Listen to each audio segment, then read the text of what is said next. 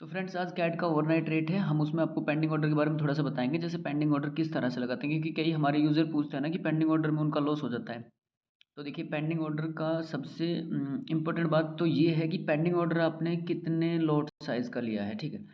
जैसे मान लो for example आपके पास इक्विटी है 100, और आपके खुद के जो बोनस के साथ इक्विटी 100 है, लेकिन आपके खुद के यूएसडी कितने हैं, 50 हैं, 50 हैं। तो आप अपने यूएसडी जो 50 है उसका हाफ पहला पेंडिंग ऑर्डर लीजिए, ठीक है। यानी कि मान लो अगर 50 आपके डॉलर है और टोटल मिलाकर इक्विटी 100 है, तो आप क्या करोगे, जैसे 25 का लॉट साइज़ का पेंडिंग ऑर्डर लगाओ, बाय स्टॉप लगाओ, सेल स्टॉप लगाओ, ठीक है। उसमें क्या रहता है कि मार्केट कई बार स्लिपेज देकर ज़रा सा डाउन या अप चली जाती है, ठीक है। उसमें क्या होता है कि आपका जो बैलेंस है वो मैनेज हो जाता है। अब जिनका लॉस होता है पेंडिंग ऑर्डर पर, वो उन लोगों को होता है जो अपने बैलेंस से ज़्यादा की लॉट साइज़ का पेंडिंग ऑर्डर लगाते हैं। जैसे बैलेंस है 50 और पेंडिंग ऑर्डर लगाएंगे 60 का या 0.60 का, 0.80 का या 1 यूएसडी का, यानी कि एक स्टैंडर्ड लॉट का। तब जब मार्केट में ज़रा सा भी मोमेंट इधर उधर हो जाता है थोड़ा सा न्यूज़ वाली कैंडलें ऐसी अमूमन ऐसे करती हैं। तो अभी इस पेंडिंग ऑर्डर को आप समझिए, मैंने क्या है कि मेरे पास इक्विटी जो है वो 36 है, और मेरे खुद के जो यूएसडी हैं वो 18 है, यानी कि 18 हैं, ठीक है। अब 18 है तो मैंने कितने का पेंडिंग ऑर्डर लिया है, 11 का। अब इसमें देखिए, आपको थोड़ा सा देखिए, न्यूज़ चलने में अभी है 1-2 सेकंड जो भी हैं। उसके बाद जैसे ही न्यूज़ चलेगी उसके बाद हम लोग देखेंगे कि पेंडिंग ऑर्डर का नुकसान क्या हुआ। देखिए, ध्यान से देखिए, न्यूज़ रिलीज़ हो चुकी है और पेंडिंग ऑर्डर हमारा एक्टिवेट नहीं हुआ। अभी ये एक्टिवेट हो गया एक्टिवेट। एक्टिवेट करने के बाद देखिए ध्यान से, जहाँ पेंडिंग ऑर्डर एक्टिवेट हो, मार्केट नहीं चाहिए, तो माइनस कितने हो गए, बाय स्टॉप में $5।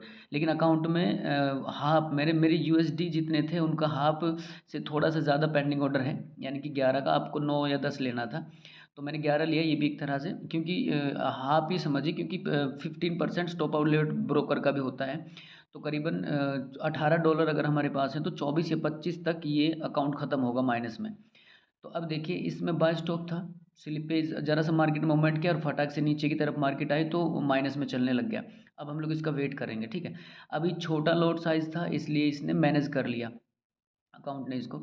अदरवाइज़ बड़ा लॉट साइज़, अब यहीं पे मैं अगर मान लो 18 का लॉट साइज़ लेता, यानी कि मेरे पास $18 है, या 20 का लॉट साइज़ लेता मैं, वो मुझे मिल जाता, क्योंकि इक्विटी मेरी 36 है। लेकिन उसमें लो यहाँ से जैसे ही इसने बाय स्टॉप को टच किया, फटाक से मार्केट नीचे की तरफ एक बार रिवर्स आने की कोशिश की, तो वहीं वो अकाउंट वॉश हो जाता, वहीं अकाउंट ख़त्म हो जाता, उड़ जाता।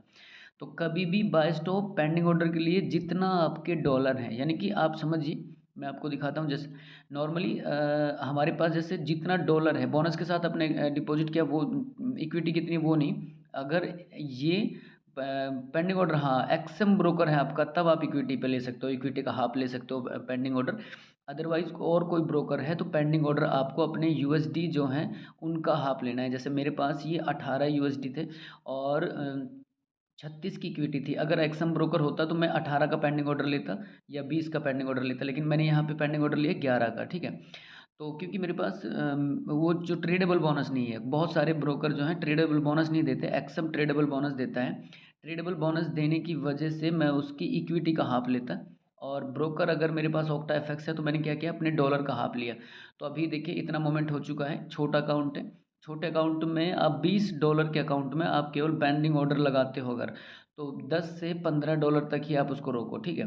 उसके बाद देखिए, अब मुझे पता है कि ये आप इसको ध्यान से देखना, न्यूज़ पे ये अभी नीचे नहीं आएगा, क्योंकि मॉनेटरी पॉलिसीज़ की है। पर फिर हम इसको क्लोज़ कर देते हैं, तो प्रॉफ़िट कितना हो गया, $5 का केवल, ठीक है।